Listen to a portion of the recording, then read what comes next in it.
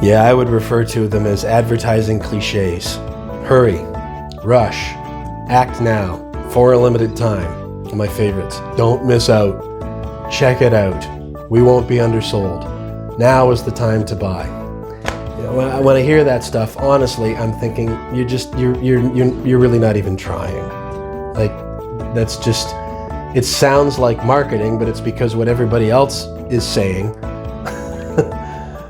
But the common factor in my experience that all of these businesses have is that the people inside them are overwhelmed, and the marketing messaging gets put in this sort of just get it done pile.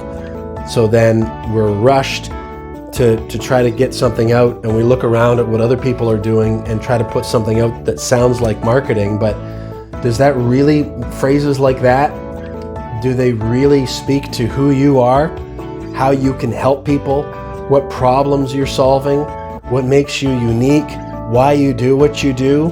Try to mix some of those things in at the very least, and turn the volume down a little bit on the advertising cliches, because in my view, and it's just my view, it's just white noise for people. It's worse than off-putting. It's just something that they completely ignore, and you deserve to be communicated much better than that.